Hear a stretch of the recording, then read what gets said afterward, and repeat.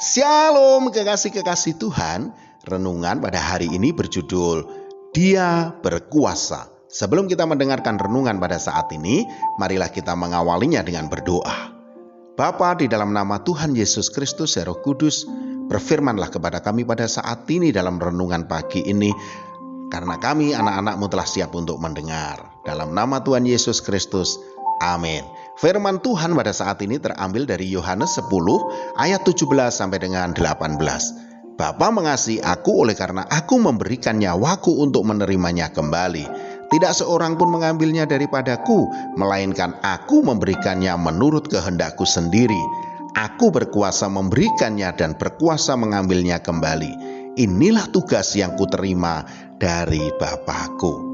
Kekasih-kekasih Tuhan, besok kita akan memperingati hari Jumat Agung, yaitu hari peringatan penyaliban Tuhan Yesus Kristus, di mana Dia menjadi korban tebusan orang-orang berdosa dan menjadi pengganti untuk menanggung hukuman akibat dosa manusia melalui kematiannya di kayu salib.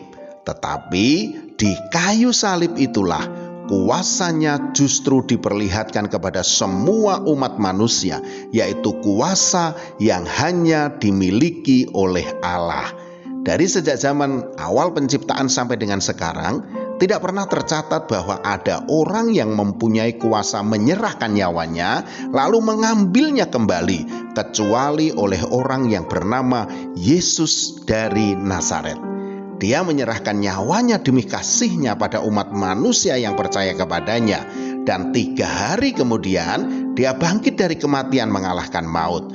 Hal ini sebenarnya sudah menjadi bukti bahwa Dia adalah Allah itu sendiri. Karena hanya Allah lah yang mempunyai kuasa seperti itu. Tidak cukup hanya Dia sendiri yang bangkit, saudaraku. Tuhan Yesus juga menunjukkan kuasanya lagi, yaitu di saat kebangkitannya terjadi pula kebangkitan massal bagi orang-orang kudusnya. Dikatakan dalam Matius 27 ayat 53, dan sesudah kebangkitan Yesus, mereka pun keluar dari kubur, lalu masuk ke kota kudus dan menampakkan diri kepada banyak orang. Semua ini membuktikan bahwa Tuhan Yesus Kristus adalah Allah itu sendiri yang tak terbantahkan. Kalau Dia berkuasa menyerahkan nyawanya, menebus dosa kita, kemudian berkuasa pula mengambilnya kembali nyawanya, sehingga Dia bangkit dari antara orang mati, bahkan orang mati pun ikut pula dibangkitkan. Sulitkah Dia menyelesaikan segala beban, persoalan, dan pergumulan hidup kita? Pastilah tidak, saudaraku. Rasul Paulus mengatakan, dan segala sesuatu telah diletakkannya di bawah kaki Kristus, dan Dia telah diberikannya kepada jemaat sebagai kepala dari segala yang ada. Efesus 1 ayat 22. Artinya, kalau kita mau meletakkan segala beban kita, persoalan kita, pergumulan hidup kita di bawah kakinya, maka percayalah, Tuhan Yesus yang akan menyelesaikan seturut kehendaknya. Dan apa yang kita serahkan pasti akan menjadi baik adanya, dan yang akan membuat hidup kita menjadi lebih berarti. Sebab Dialah yang berkuasa atas langit dan bumi.